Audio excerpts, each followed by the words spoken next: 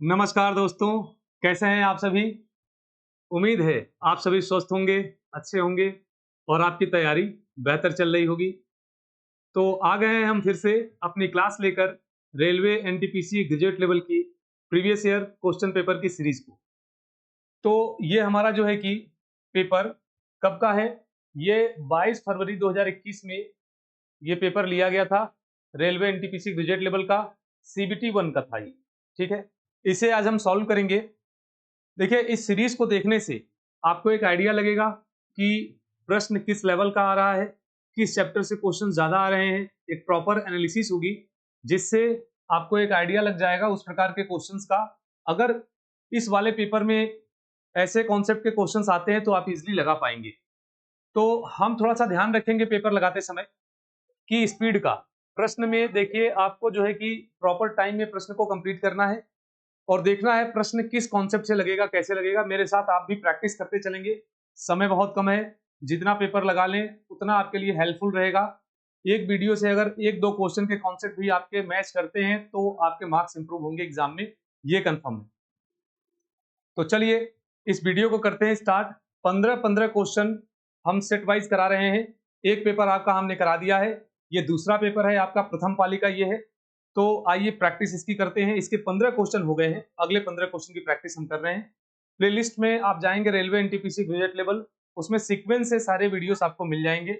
साथ साथ में इसका पीडीएफ, अगर टेस्ट सीरीज आप ऑनलाइन प्रैक्टिस करना चाहते हैं, A to Z ऐप पर मिल जाएगा। ये लास्ट में मैं आपको बता दूंगा। चलिए पहले करते हैं पेपर को स्टार्ट, देखेंगे ध्यान से। तो पहला प्रश्न क्या है हमारा, पहला प्रश्न देखिए आपका प्रॉफिट एंड लॉस से है, लाभ और हानि से। प्रश्न क्या है, if the selling price of 6 article is equal to the price of 7 articles. तो पूछा है प्रॉफिट और लॉस निकालिए। देखिए प्रश्न में साफ साफ बोला है कि 6 वस्तुओं का जो विक्रय मूल्य है, कॉस्ट प्राइस, वो किसके बराबर है, वो 7 वस्तुओं के सेलिंग प्राइस के बराबर है, एसपी के बराबर है। तो यहां ध्यान से देखेंगे, ये दिया हुआ इक्वेशन आराम से कर लेंगे, cross multiply C by S, और यहां आ जाएगा आपका 7 डिवाइड बाई 6, तिर्यक गुणा हमने कर लिया। यहां से हमें एक रेशियो मिल गया कि क्रय मूल्य 7 है और विक्रय मूल्य 6 है। तो 7 की वस्तु अगर 6 में बेची जाएगी तो 1 यूनिट का क्या होगा, लॉस होगा। और अगर 1 यूनिट का लॉस हो रहा है तो हानि प्रतिशत आप निकाल सकते हैं, loss divide by cost price 1/6, loss divide by cost price 1/7, cost price 7 है, इंटू 100। तो यहां से आपका आ जाएगा 14.28। तो 14.28% का क्या हुआ है, लॉस हुआ है। क्लियर है। तो काफी आसान प्रश्न था, ऐसा प्रश्न बहुत सारा आपने लगाया होगा, ठीक है, क्लास करते समय। चलिए देखते हैं अगला प्रश्न क्या है। अगला प्रश्न आपका जो दिया हुआ है ये आपका SICI से है, simple interest and compound interest, चक्रवृद्धि ब्याज का प्रश्न। कह रहा है कि if the present value of Rs 388 payable in 2 year at 4% annual compound interest. देखिए यहाँ पर आपका दिया हुआ है क्या, रेट ऑफ इंटरेस्ट 4% है, चक्रवृद्धि ब्याज की दर है यहाँ पर, और रेट ऑफ इंटरेस्ट 4% है। 2 वर्ष का जो देय है वो दिया हुआ है 338 रुपए। तो आपसे पूछा क्या है, वर्तमान का मूल्य ज्ञात करना है, प्रेजेंट टाइम में उसका प्राइस आपको निकालना है। चलिए देखेंगे ध्यान से, अमाउंट दिया हुआ है प्रश्न में, ठीक है, ये मिश्र धन दिया हुआ है, आराम से कर लेंगे। तो 4% रेट ऑफ इंटरेस्ट है, इसको फ्रैक्शन में आप चेंज करेंगे। तो सभी को पता है, इसको फ्रैक्शन में लिखेंगे 1/25। तो 25 आपका प्रिंसिपल है, एक का इंटरेस्ट है, हो जाएगा 26। तो 26/25 आप लिख देंगे। इस प्रकार से अमाउंट अपॉन प्रिंसिपल, और टाइम को पावर लगा देते हैं। टाइम को क्या लगा देते हैं, पावर। तो यहां पर क्या हो जाएगा आपका 26 का स्क्वायर 676 हो गया, और यहां आपका आ जाएगा 625, 625। तो ये आपका प्रिंसिपल है और ये 2 साल के बाद आपका अमाउंट है। तो वैल्यू दिया हुआ है अमाउंट की, कितने दिया है, 338, इसकी वैल्यू दिया हुआ है 338, और आपसे प्रिंसिपल पूछा है, प्रिंसिपल पूछा है, आराम से निकाल लेंगे। तो इससे इसको अगर आप डिवाइड करेंगे तो 1 यूनिट की वैल्यू आ जाएगी 1/2, और इसमें मल्टीप्लाई कर देंगे 1/2 से, 1/2 से, तो प्रिंसिपल निकल जाएगा, कितना आ जाएगा, 2 3 6 1, 312.5 रुपए। प्रिंसिपल कितना है, 312.5। ये फोर्थ ऑप्शन आपका बिल्कुल करेक्ट है। क्लियर है। तो जैसा कि आप सभी को पता है, सक्सेसिव इंक्रीमेंट पे लगता है कंपाउंड इंटरेस्ट, 2 साल का है। a by P whole power T लगा के हमने आराम से इसे कर दिया। ऐसे प्रश्न इजीली सॉल्व हो जाते हैं, बस कैलकुलेशन का थोड़ा ध्यान रखना है। चलिए चलते हैं अगले प्रश्न। अगला प्रश्न आपका क्या दिया है, किसी संख्या का 40% 800 के बराबर है तो संख्या ज्ञात करें। ये परसेंटेज का क्वेश्चन है और इतना आसान प्रश्न पेपर में आया था। 40% को फ्रैक्शन में आप बदल लेंगे, 100 से डिवाइड करके आ जाएगा 2/5 और ये आपका ओरिजिनल नंबर है और इसका 40% कितना है 2।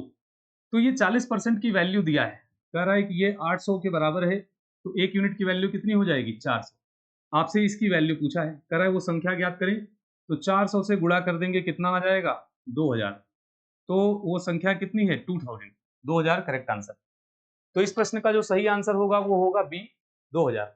ठीक है, चलिए चलते हैं अगले प्रश्न की तरफ। देखिए प्रश्न का ये वाला जो प्रश्न पत्र है, लास्ट वाला थोड़ा मॉडरेट था, ये वाला सेट थोड़ा आसान है। तो ऐसा पेपर में होता है कि किसी के शिफ्ट में थोड़ा टफ होगा, मॉडरेट होगा, आसान होगा, फिर नॉर्मलाइजेशन में नंबर थोड़ा आगे पीछे हो जाता है।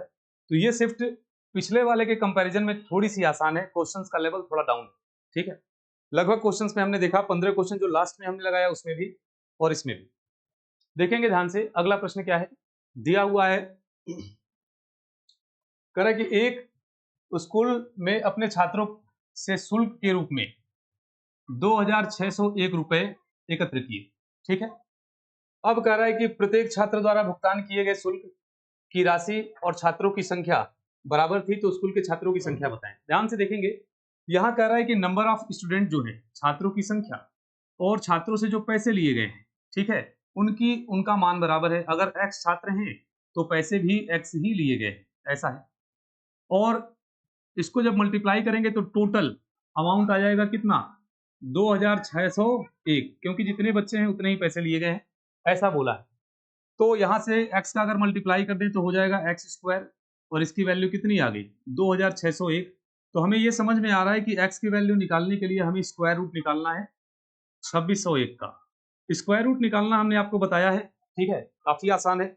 देखिए 2601 है, ये 25 से कितना ज्यादा है, 25 से एक अंक ज्यादा है, तो 50 में आपको एक जोड़ देना है। ध्यान से देखेंगे 25 से ये एक अंक ज्यादा है और यहाँ अगर आप देखें तो ये एक का स्क्वायर है। हमने मेथड आपको बताया था, ये 51, इसका स्क्वायर रूट कितना होगा 51। डायरेक्ट देखकर आपको समझ में आ रहा है।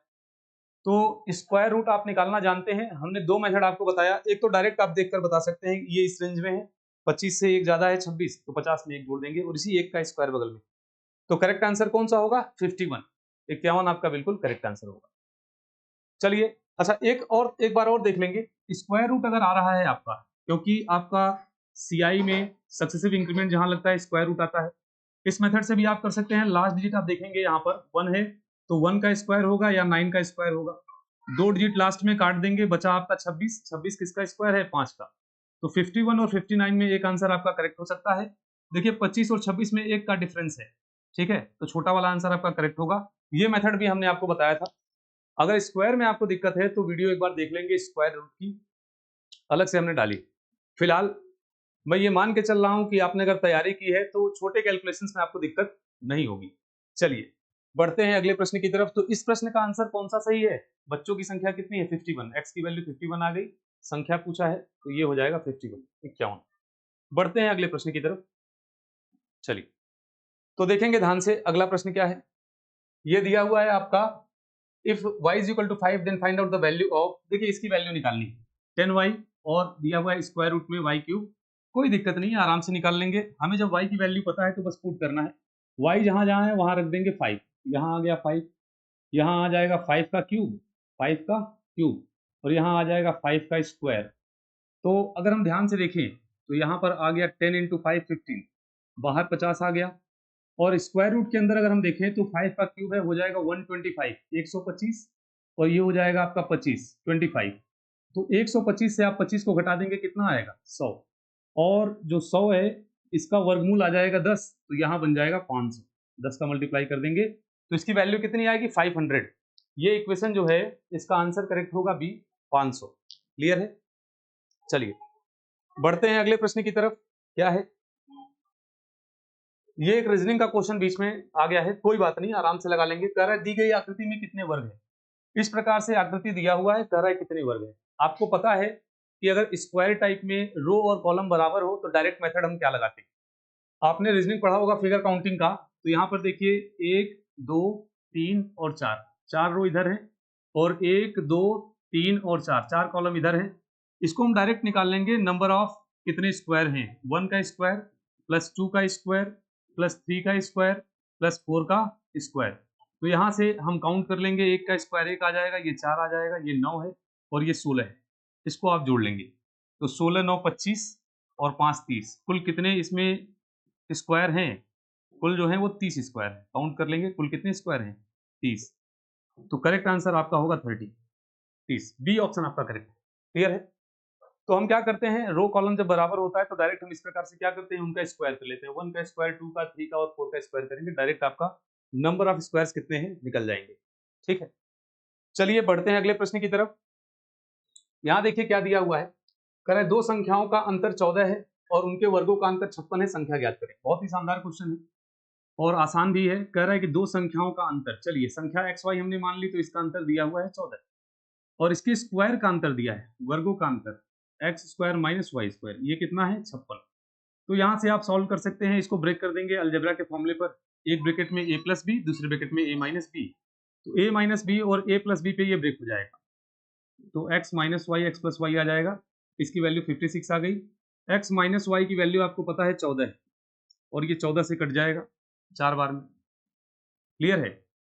तो यहां पर देखेंगे ध्यान से, x प्लस वाई की वैल्यू कितनी आ गई, x प्लस वाई की वैल्यू आ गई 56, सॉरी 4, x प्लस वाई की वैल्यू कितनी आ गई 4। तो हमें क्या निकालना है इसमें, प्रश्न में क्या पूछा है, कह रहा है कि संख्याएं ज्ञात करें, उन संख्याओं को निकालना है। तो ध्यान से देखें, यहाँ पर जो डिफरेंस है वो कितना आना चाहिए 14 और जोड़ने पर कितना आना चाहिए 4।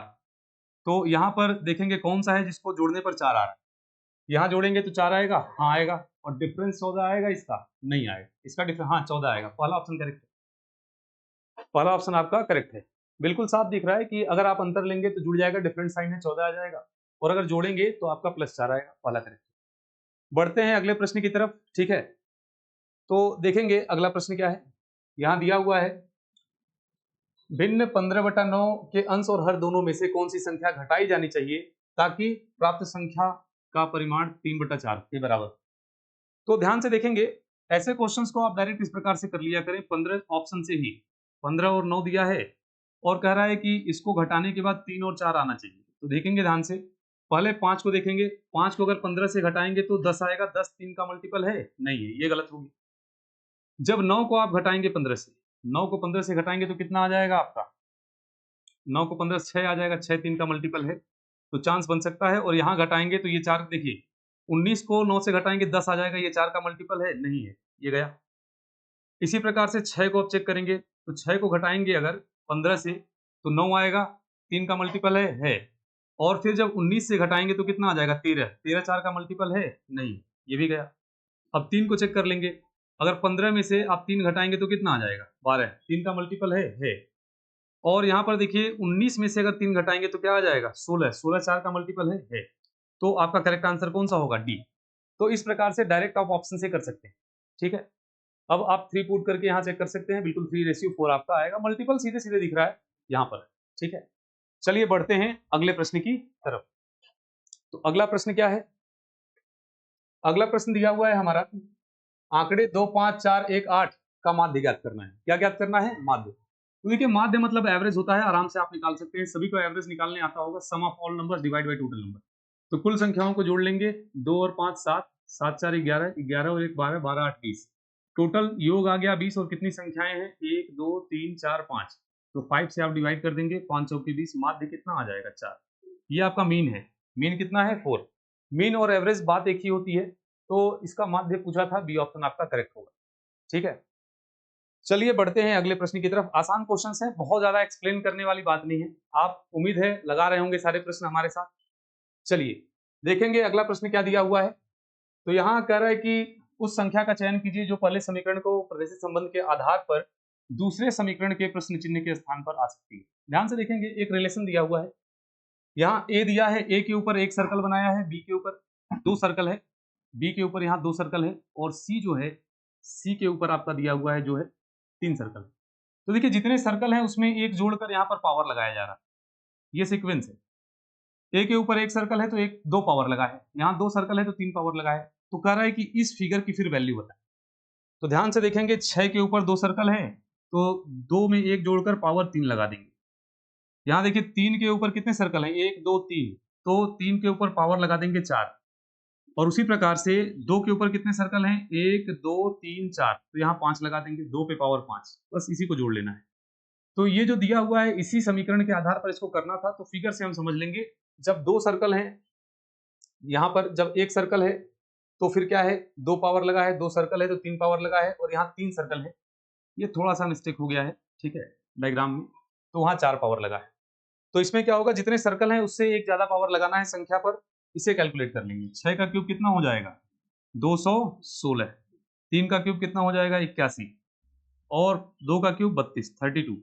अब इसे जोड़ लेंगे आप, 6 1 7 7 8 9, यहाँ 9 आ गया, 8 2 10, 8 1 9, और 9 10 11 12, 2 1 आ जाएगा, 2 1 3, 329। करेक्ट आंसर कितना होगा, 329, 329 आपका करेक्ट ऑप्शन है बी।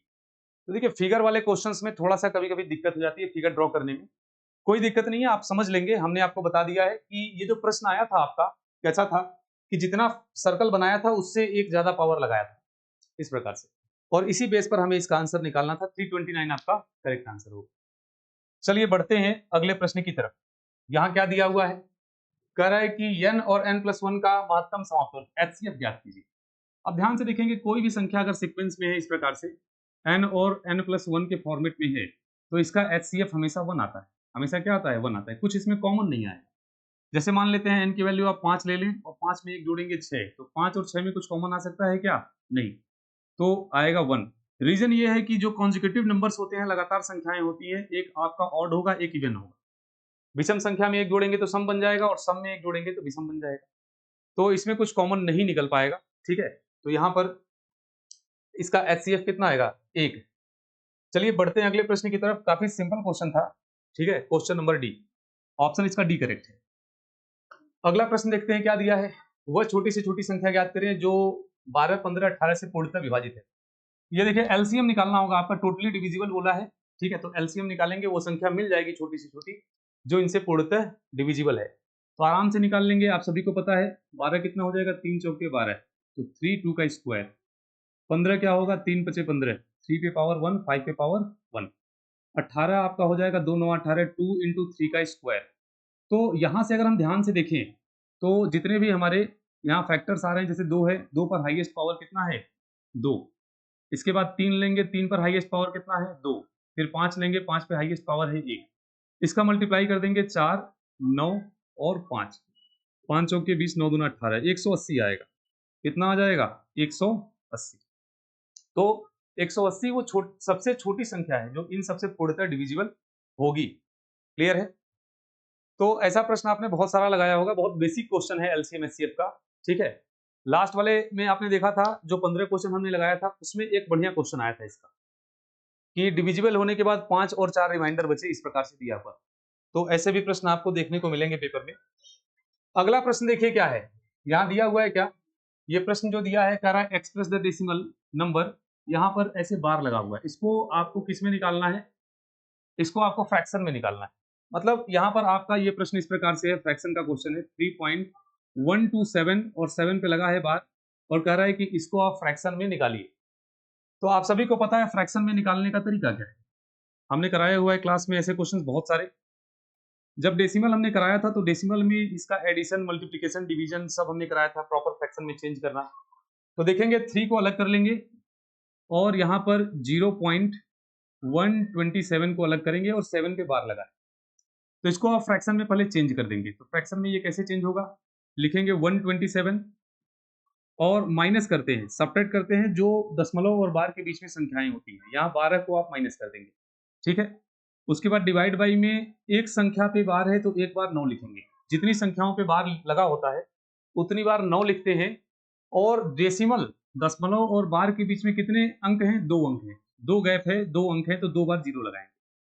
तो ये आपने किया होगा, बहुत सारे क्वेश्चंस हमने ऐसे कराए थे, डायरेक्ट इसको फ्रैक्शन में चेंज करने का ये तरीका है। तो यहाँ से आप इसकी वैल्यू कैलकुलेट कर लेंगे, कितना आ जाएगा, यहाँ पर 7 में से आपका 2 गया 5 आ जाएगा, यहाँ 2 में से 1 गया 1 आ जाएगा, और 1 115 डिवाइड बाई आ गया 900।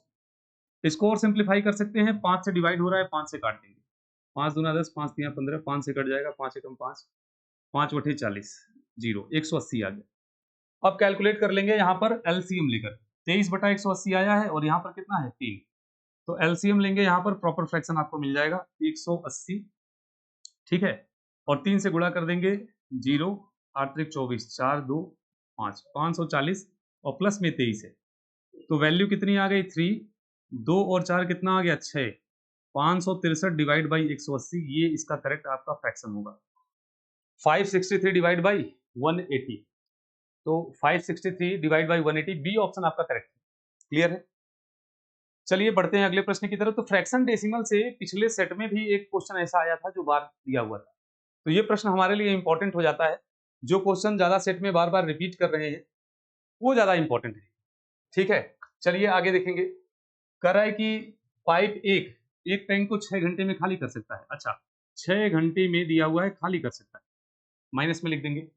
और जबकि दूसरा पाइप है वो 18 घंटे में खाली कर सकता है, ये 18 घंटे में खाली कर सकता है।